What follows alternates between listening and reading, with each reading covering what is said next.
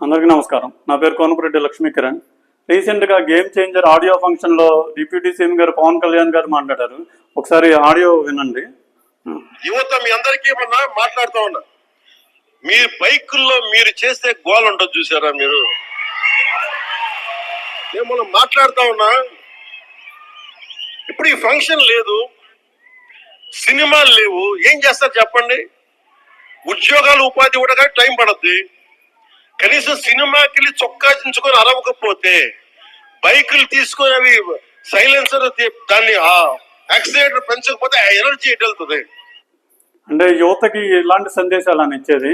ఇప్పుడు cinema release రోజు bike సైలెన్సర్లు rise చేయండి, యాక్సలరేటర్లు పెంచండి, ఇలాంటి సందేశాలు అని ఇచ్చేది.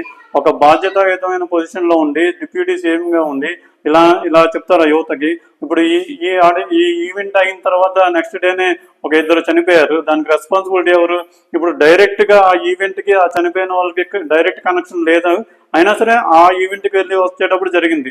సరే, మళ్ళీ ఏమంటారు, ఆ రోడ్డు బాగాలేదు, ఇంతకుముందు గవర్నమెంట్లో ఉన్నప్పుడు రోడ్డు సరిగ్గా లేదు అన్నట్టు ట్వీట్ చేశారు. అంటే ఇప్పుడు వీళ్ళ అధికారంలో వచ్చి 6 months అవుతుంది కదా, మరి ఈ 6 monthsలో రోడ్డు ఎందుకు వెళ్ళలేదు అంటే దాని మీద సరే ఆ ట్వీట్ సంగతి పక్కన పెడితే, అసలు బాధ్యతాయుతమైన పొజిషన్లో ఉంది యువతకి ఇలాంటి సందేశాలు అనిచ్చేది. మీరు బాగా చదువుకోండి, మంచి పొజిషన్కి వెళ్ళండి, ఇలాంటివి చెప్పాలి. కానీ అదే ఆడియో ఫంక్షన్లో చివరిలో చెప్పారు, మీకు దండం పెట్టి చెప్తున్నాను, జాగ్రత్తగా ఇంటికి వెళ్ళండి అని చెప్తున్నారు.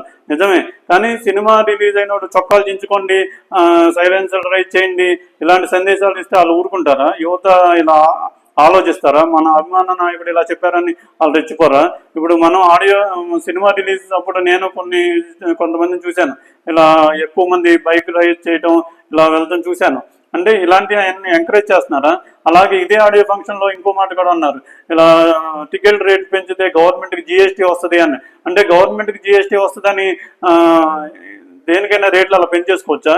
ఇప్పుడు సంక్రాంతి వస్తుంది, సంక్రాంతికి హైదరాబాద్ నుండి మన ఏపీకి వెళ్ళడానికి ట్రావెలర్స్ అందరూ రేట్లు పెంచేస్తారు, మరి దాంట్లో కూడా జిఎస్టీ వస్తుందని అంది ఎంకరేజ్ చేస్తారా?